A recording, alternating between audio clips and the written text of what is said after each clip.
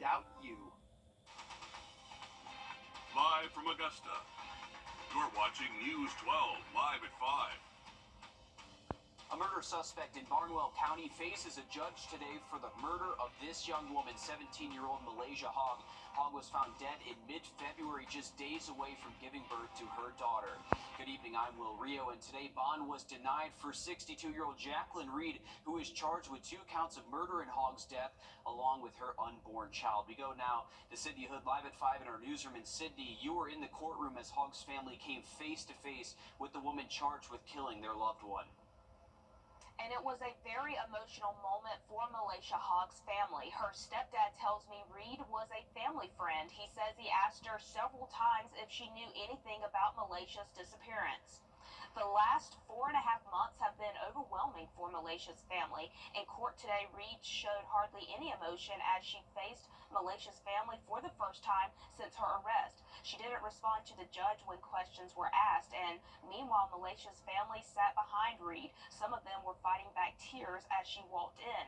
Malaysia's family says while they are glad an arrest has been made, it still doesn't bring back Malaysia and baby girl London. We just pray and pray so hard for this to be over with. We just want this to be done. We just want this to be over with, and she doesn't deserve this at all. Malaysia's family says it's hard for them to process what happened, but as they'll tell you, coming up all new tonight on News 12 at 6 o'clock, they're going to continue fighting to get justice for both Malaysia and her baby daughter. Still so many questions in this case. Thanks, Sydney, for staying on top of this. To weather now as we check in with First Alert Chief Meteorologist Riley Hill. Riley, a perfect day outside for us today. Man, well, I don't think we could ask for better. About 10 minutes. All right, thanks, Riley. Happening now, the city of Aiken is hosting a public information meeting about a new road project. The plan is to add a connector road and bridge between East Pine Log Road and South Centennial Avenue. Hallie Turner joins us live at 5 at the Odell Weeks Activity Center. And Hallie, this project could alleviate a lot of pressure from Whiskey Road, which we all know is always congested out there. Oh, yeah, well, that's right. This activity center sits right off Whiskey Road, and even at 4:15 today, it took me forever to get down here. But leaders say this project will help provide some of that congestion relief. Happening now from now until 7 o'clock tonight, you can drop by right here at the center and ask engineers some of those questions face-to-face that you may have. You can express some concerns, get an up-close look at the plans and more. Again, you don't have to stay the whole time. It's a drop-in, and leaders are encouraging you to come out and ask those questions. Coming up all new tonight on News 12 at 11 o'clock. If you can't make it by, we're asking some of those questions for you. So we're going to hear from some of those engineers about an up-close timeline on this project, how long this is going to take, and what you can expect. All right, thanks, Hallie. Again, that meeting is happening right now through 7 o'clock tonight. We'll have more on this project, like she said, tonight at 11 o'clock, where we'll go over everything that was discussed at tonight's meeting. A tragedy on the beach has a grieving family taking a police department to court. A family of 66-year-old Sandy Schultz Peters is suing Horry County Police for wrongful death and negligence, claiming a distracted officer ran her over at the beach. The family claims Lance Corporal Julian Brown had every opportunity last month to see her sitting on the beach. They say, as a beach safety director, Brown should have known the dangers of driving on the sand. Now Schultz Peters' family wants to see serious change within Horry County Police and get the attention of state lawmakers to make sure this never happens again. And the most important thing now, since she's gone, is the outcry from people that I hear about dangers on the beach and wanting to eliminate risks on the beach. And I think I want to commit to being able to be a positive factor, to have something positive come out of this. The family is requesting a jury trial and seeking more than $100,000 in damages. Horry County Police says it does not comment on pending lawsuits. Today, law enforcement in Columbia is saying goodbye to one of their own canines. Canines and their handlers from several agencies stood by for the procession of K9 Wick. Wick was killed during a foot chase for a stolen vehicle in mid-June. Officials say Wick's leash broke during the chase and he was hit by a car on the interstate. Officials called this a tragic accident. During today's memorial service, K9 Wick's end of watch call was broadcasted by his department. K9 Wick, 10-7. Thank you for your service stressful 8 months for South Carolina law enforcement. In that time, 3 K-9 officers have died in the line of duty. It began with K-9 Rico back in September of last year. Then earlier in June, K-9 Koba was killed in the field. Now the Richland County Sheriff's Office is mourning the loss of K-9 Wick. A South Carolina family is raising awareness for the missing persons cases and cold cases that plague the Palmetto State. Heather Elvis has been missing since December 18, 2013 out of Myrtle Beach. This week, her family honoring what would have been her 31st birthday. Her family taking this decades-long grief and turning it into change by raising money for a nonprofit that helps search for missing persons. To get through today, this is what we're doing. We're not just trying to help our daughter, we're trying to help those other families that feel the same way. That, what do you do? What do you do now? What's next? And their hands are tied. There's nothing they can do. So we can do this. We can put the awareness out there. Heather Elvis's case is still ongoing. Murder charges were dropped against a couple that authorities suspected could have kidnapped and killed her. Now both are serving decades-long prison sentences for kidnapping Elvis, but not murder. Her body has not been recovered, which is why she is still considered a missing person. And some good news for your wallet here. We now have dates for South Carolina's tax-free weekend. From Friday, August 2nd to Sunday, August 4th, you can buy certain items for the back-to-school season without paying the 6% state tax. Eligible items are things like computers, printers, school supplies, clothing, shoes, and certain bed and bath items. This savings applies in person and online sales. This is the 25th year in a row South Carolina has offered such savings for consumers, so make sure you mark your calendars there. Well, still ahead, a new Georgia law is taking steps to protect renters. We break down how it works coming up after a short break. Riley? And we are seeing some brief relief from the heat and humidity today, but things are going to be changing for the rest of the week. We'll have that full forecast coming up. Time and Temp, brought to you by your First Alert weather team. This is not you. Brandsmart USA, located in Augusta Exchange. Imagine the big vacation is finally here and it's time to head to the airport. Imagine the crystal blue water, the white sand. Work will be the farthest thing from your mind. Imagine missing your flight, the injuries. The only vacation you'll get is at home, in pain. George Sink Injury Lawyers has seen most every kind of accident. We've helped thousands of people just like you get the help and money they need faster. Call all nines now. Create your perfect room for entertaining, relaxing, and more with patio enclosures. Right now, get 20% off your sunroom. Plus, enjoy exceptional financing. Call today. Patio enclosures. After meeting with Austin, I felt really reassured that we made the right decision. We could kind of focus on recovering while he handled the legal side of things. The law firm makes me feel like I'm part of their family. They were very good, professional. The settlement that I received was life-changing. They took all the pressure off. They said they will handle everything. I was told, we don't want you to worry about this. We have this for you. Get Austin Jackson, the Augusta guy. Buy more, save more. All the way into the weekend, and you can see by the weekend we do have a little bit better chance to see a few thunderstorms. Thanks, Riley. The Safe at Home Act is now law across Georgia. It now demands apartments and other rental properties be fit for a person to live in. It also helps renters fight back against unjust landlords. Wrdw explains. Renting a home or an apartment can put you in a vulnerable position. I've even moved in places that's had issues before I've moved in, and they tried to say it was my fault when I was there before I even moved in. The Safe Home Act, a new Georgia law that went into effect Monday, has put new restrictions on landlords. The new law requires units be fit for human habitation, addressing things like mold, plumbing issues, and other safety hazards.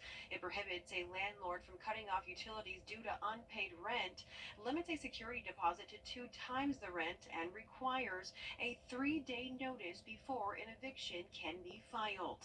Hopefully more landlords will understand their obligations under the law. Kristen Varell, attorney with Atlanta Legal Aid, says since the pandemic, tenant-landlord cases account for up to half of their caseload. We experience clients where a lot of the landlords simply don't authorize repairs because they're expensive, and where they'll patch a repair, and the problem will continue month after month. Morel says the new law will allow greater self-advocacy among tenants, but doesn't feel the need for their services will slow down. She says there will still be landlords who will try to take advantage. I think this is a great first step, but I think that Georgia law will need to go a little bit further to provide adequate protections for tenants. If a landlord fails to meet these new standards, a renter has the right to file a lawsuit. Underwater robots helping researchers in Georgia track a critically endangered species, how they work and how they're being used, coming up next. First Alert Radar, powered by Jim Hudson Automotive Group. Hey guys, it's Anna Christina here for Roof Savers. Over time, vinyl siding on your home can become faded and dull looking due to exposure to sunlight, weather, and other environmental factors. This is a natural process that can occur with any type of siding material. Roof Savers now offers a process that can extend the life of your existing siding by 10 years, and it's called Renew It. I'm here with Russell Beckham. He's one of the owners of Roof Savers. Russell, tell us about the Renew It process and how it can save homeowners big money on their siding versus the replacement or painting. Oxidation is the main contributor to the deterioration of siding. We will clean the surface to remove unsightly oxidation and apply Renew It to the surface to extend the life of siding while bringing back the color to light new. And Renew It works on other surfaces as well. And that's right. Renew It can be applied to many types of siding, such as vinyl and aluminum siding, hardy board, and even stucco, to bring the color back to light new and prevent the surface from further deterioration for 10 years. And seeing is believing when it comes to Renew It. The before and after pictures are amazing. Save your siding from full replacement or messy painting. Add an additional 10 years of life to your home's exterior with Renew It. You can check us out online at myroofsavers.com. Roof Savers, save your roof, save your siding, save your money. We start with going on now. Specialty underwater robots are the next step in helping Georgia researchers find and protect the critically endangered North Atlantic right whale. Madeline Hunt shows us how it works. Researchers here at the Skidaway Institute of Oceanography are using these underwater robots along with artificial intelligence to better track the critically endangered North Atlantic right whale. The technology is new here in the southeast and it's already showing signs of promise. This is Angus. 5 feet long, weighing about 200 pounds, This is the Iridium pancake. Angus looks like a yellow torpedo, but is actually an underwater robot. It talks to a science computer in here. A robot that has an ear for whale song. The gliders traverse the ocean for weeks at a time, carefully listening for the critically endangered North Atlantic right whale. The glider is outfitted with basically a microphone underwater called a hydrophone. The sound comes in through here. Artificial intelligence acts as the robot's brain. A library of right whale calls embedded into the glider's computer identifies what it hears. When a call comes in and it has the frequency characteristics of any of those calls, it's able to make a detection or call a detection. 3, 2, 1, go. In January, Edwards, Gutbrod, and their team of graduate students made a significant breakthrough. We saw a few calls that were definitely right whale up calls. This was the first ever acoustic detection of a right whale in the southeast U.S. Good job, guys. Being able to definitely hear right whales in real time is sort of this sense of maybe this is going to work. Conservationists say the species can only afford to lose less than 1 right whale per year to avoid extinction. So far this year, 4 North Atlantic right whales have died, all from human activities. Necropsies revealed 3 died from ship strikes, including 2 whale calves found off the coast of Georgia. The glider's real-time data could help prevent these fatal collisions. You can pinpoint that a right whale was in a specific area. Edwards and Gutbrod have recently partnered up with NOAA to start sending out real-time alerts to mariners to slow down when a glider detects a whale in high-traffic areas like the ports of Savannah and Charleston. When we make a real-time detection of a right whale, we shout about it. We want everybody to know. These going out in real time as a broadcast to mariners is a huge advance.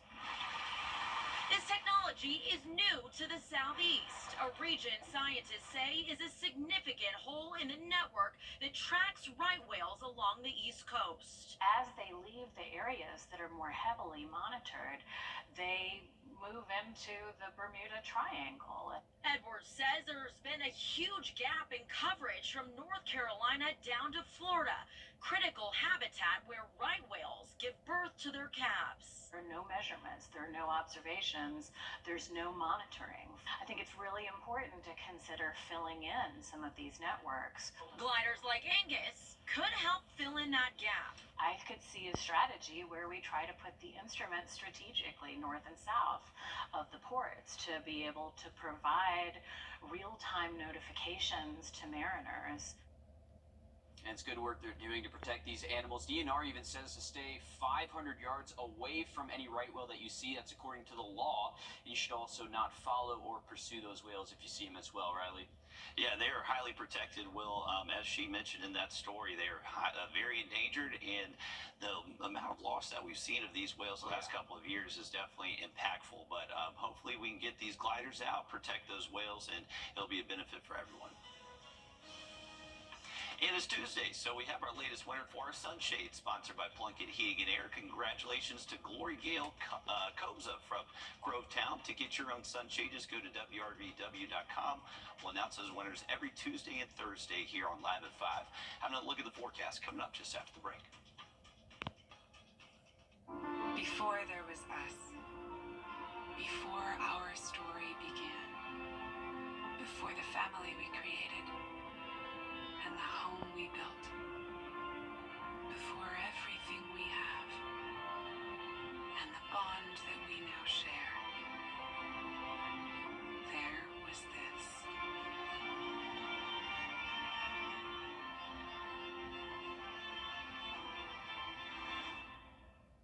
Motorcycle crashes almost always result in serious injuries because there's nothing between the biker and another car, truck, or the pavement. The injuries can be debilitating and permanent. Cost and recovery time, overwhelming. If you've been injured in a motorcycle accident, you need serious help, and you need it now. Injured? Call Austin Jackson, the Augusta guy. 706-724-7224. 706-724-7224. I can't wait to dig into my...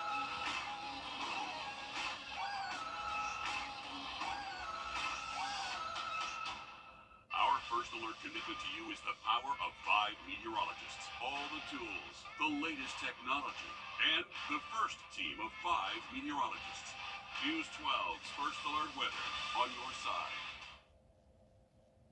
Trust Chief Meteorologist Riley Hale for your First Alert. When you visit or work with Parker's Kitchen, your support makes a difference. You've helped us rank as Best Workplace in America.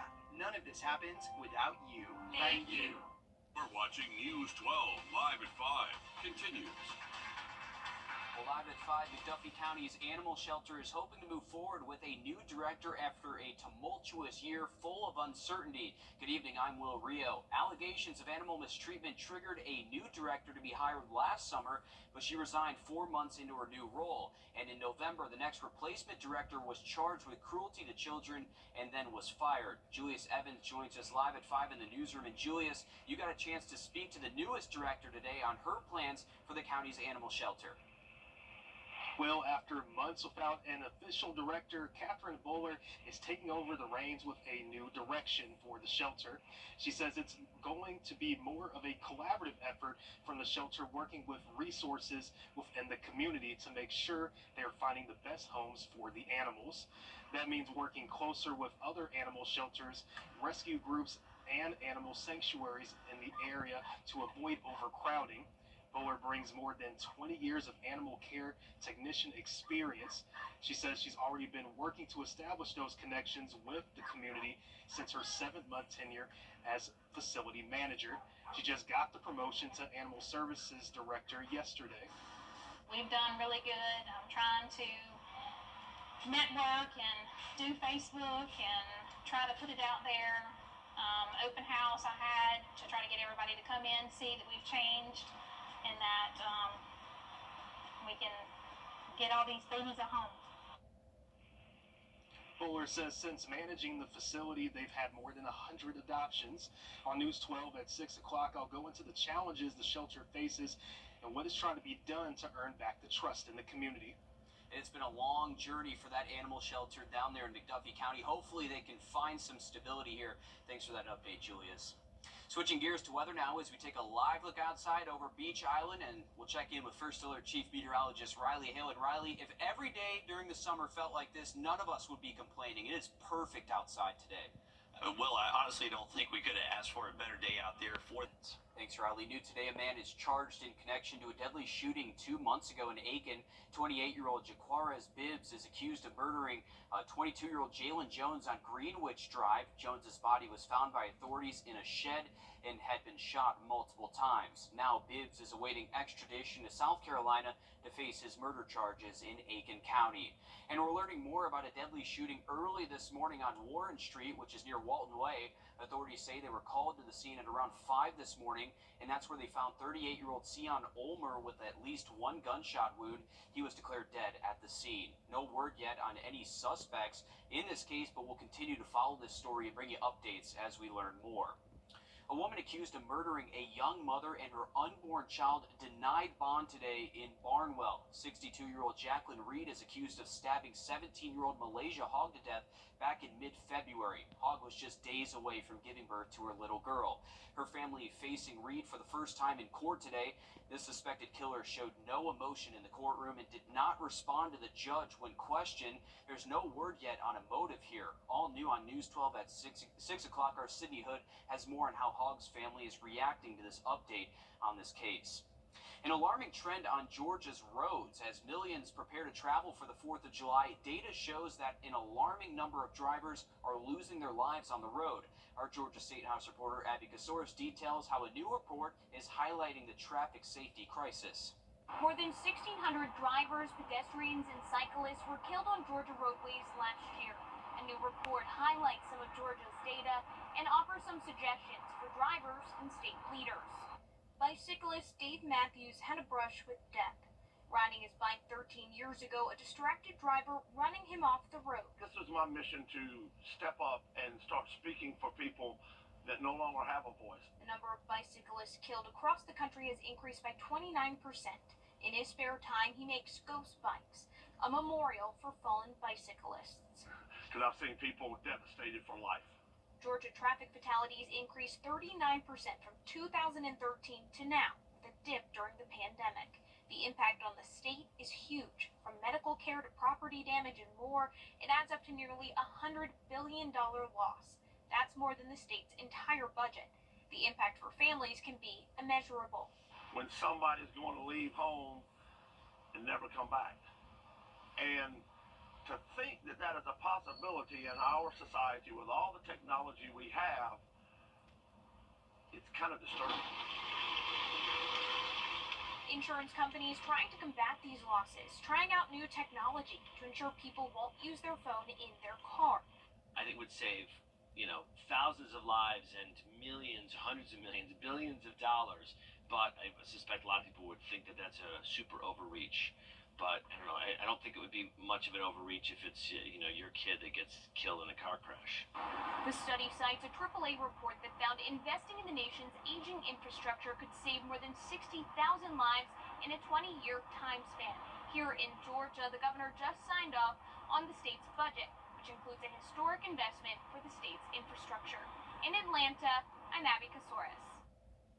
Happening now, the city of Aiken is holding an information meeting on a proposed connector to alleviate traffic. It would add a connector road and bridge between East Pine Log Road and South Centennial Avenue. The hope would be to give drivers an alternate route to lessen the congestion on Whiskey Road. You can drop in anytime from 7 o'clock at the, to 7 o'clock, at the Odell Weeks Activity Center. Our Hallie Turner is there now, and we will have more on this project all new tonight at 11 o'clock. And a Georgia cycling team is biking thousands of miles on a journey across the East Coast. We'll have the latest on their travels coming up next. Riley? And not feeling too bad out there today. We're back to more seasonal averages tomorrow. Then we're cranking the heat up to close out the week. On that full forecast next. Time and Temp, brought to you by your First Alert weather team. I'm Attorney George. To see relief from the heat, humidity, a much hotter outlook as we close out the weekend. Right now, looking dry for July 4th, but make sure you are being safe with those fireworks.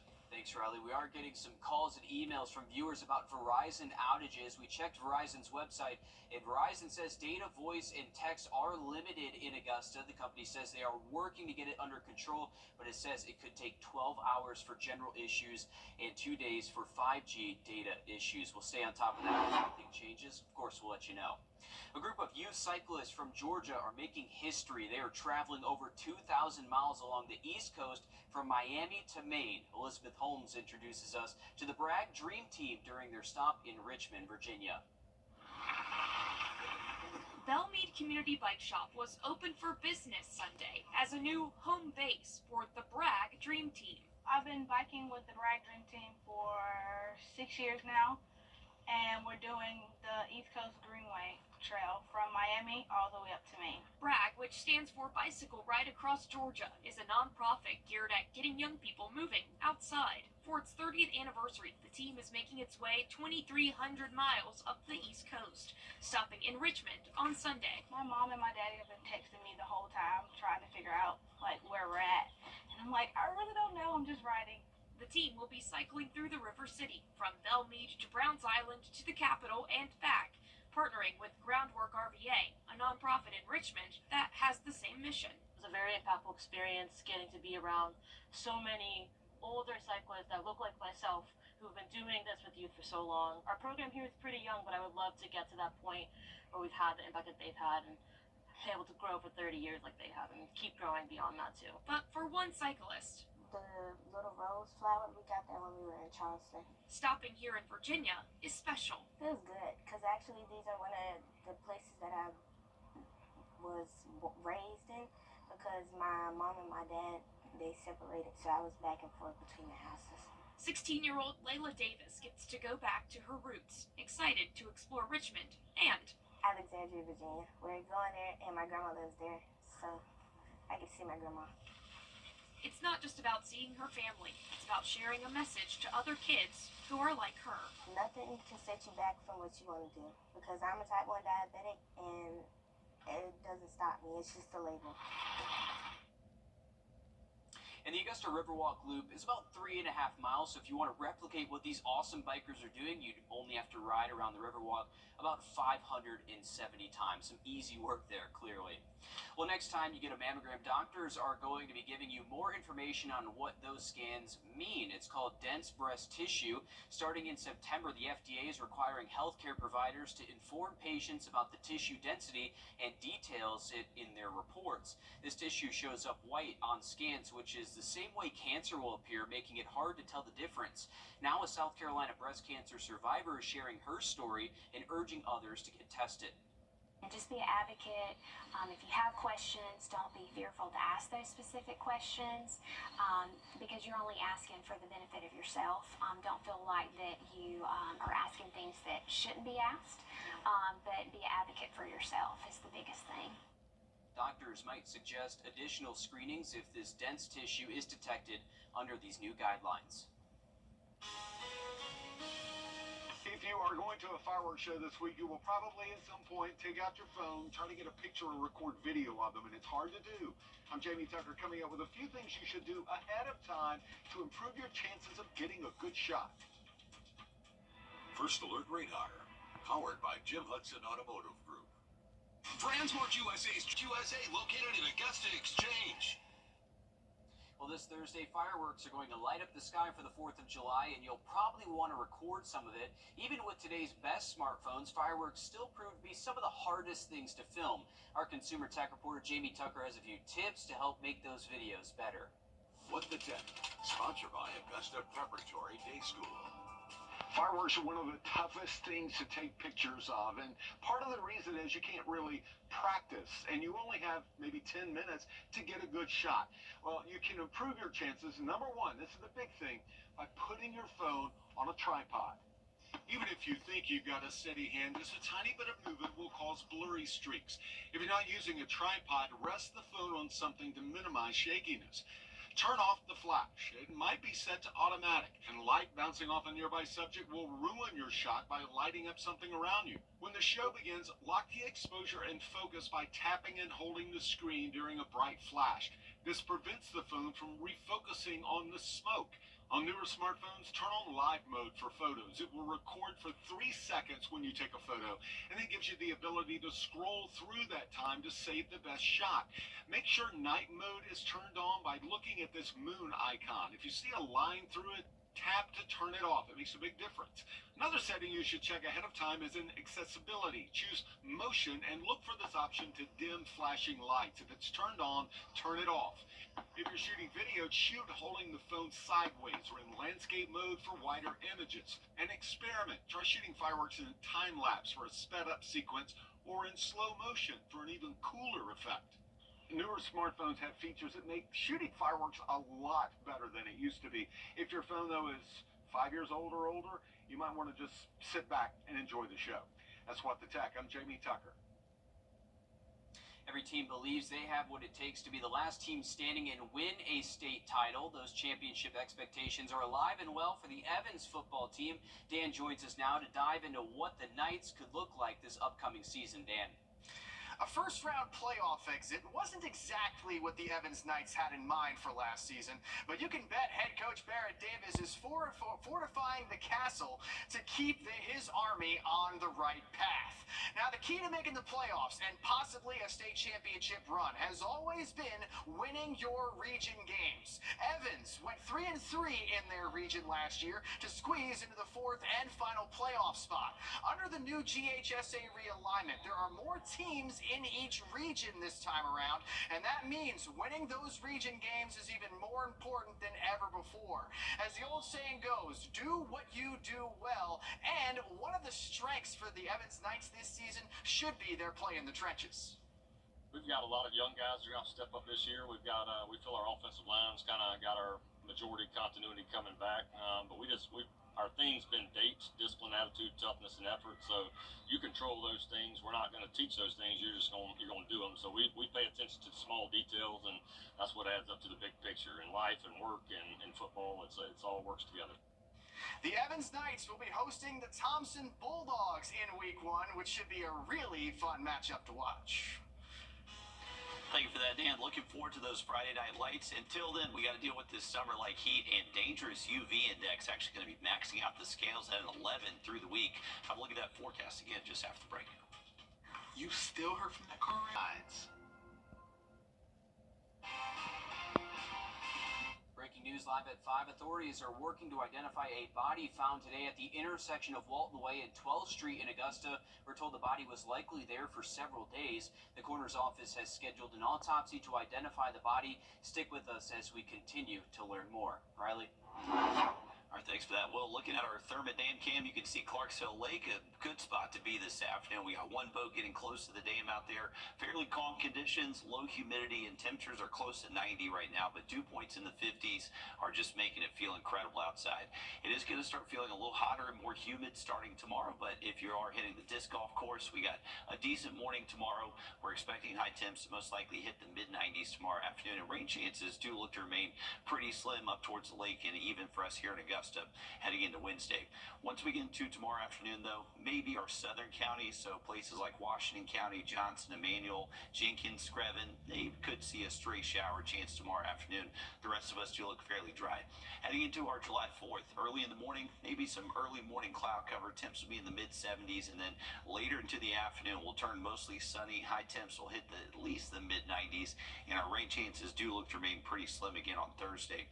But by Friday and into the weekend, storm storm chances start to increase a tad more for us, and that's when the heat does become much more of a factor too, Friday into the weekend. Here's a look at our day planner for tomorrow. So any outdoor plans Wednesday generally look dry for us. We'll hang on to partly cloudy skies early, but most of the afternoon should be generally sunny out there. The humidity just continues to get worse for us, unfortunately, for July 4th. That's when feel-like temperatures could be up to 105, and then by the weekend, we do have a better chance for some of those afternoon storms. All right, thanks, Riley. Stick with us. We'll have much more news, weather, and sports coming up after a short break on News 12 at 6 o'clock.